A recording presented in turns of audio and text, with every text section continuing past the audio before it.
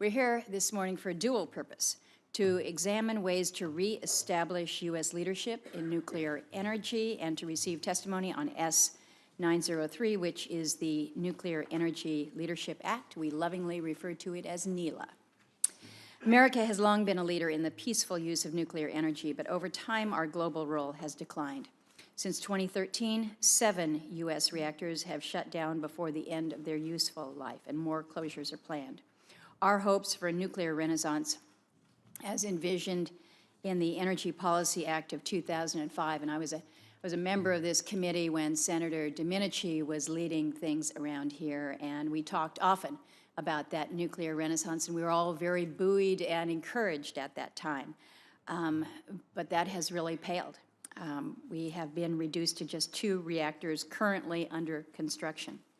And in the meantime, China and Russia have realized nuclear energy's immense potential and are now considered the international leaders in this space. They're deploying their current reactors at rates far beyond the U.S. They're actively demonstrating advanced reactor technologies, and they are poised to take full advantage of the estimated $740 billion in world market growth for commercial nuclear power by the year 2030. The loss of our nuclear leadership to these competitor nations means a degradation of our energy security, our economic opportunities, as well as our global security. And then here in this committee, we've already held 2 hearings looking at the impact of climate change and particularly on the electric sector, but just a recognition that we're focused here about ways that we can work within this committee's jurisdiction to lower our emissions, and a recognition that if you're seeking lower emissions, look no further than nuclear energy as part of that energy portfolio mix. My Nuclear Energy Leadership Act, which is co-sponsored by Senator Booker and 16 additional senators, is designed to reposition the United States as the undisputed world leader in advanced nuclear technology.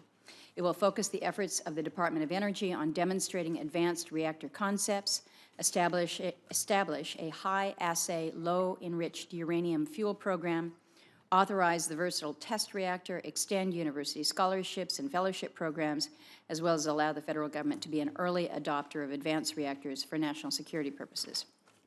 I'd like to thank my colleague, Senator Manchin, also Senator Risch, Senator Alexander, Senator Gardner, among others, for co-sponsoring this. We've also received letters of support from an array of companies and stakeholders, including ClearPath, the Nuclear Industry Council, Terra Power, Terrestrial, the U.S. Chamber of Commerce. I'm going to include all of their letters of support as part of the record. Today's hearing is part of our ongoing work on nuclear policy. Last Congress, we successfully enacted 2 nuclear measures. This was the Nuclear Energy Innovation Capabilities Act and the Nuclear Energy Innovation and Modernization Act. These provide a federal framework for the development of advanced reactor technologies. And then through the good work of Senator Alexander and Senator Feinstein on the Energy and Water Appropriations Committee, we have provided greater funding for DOE's advanced reactor programs. And I really appreciate, Senator Alexander, your leadership in making that happen on the appropriations side. We all recognize that we can do a lot on the authorizing, but if we have not worked on the appropriating side, it doesn't follow through. So your leadership there is greatly appreciated.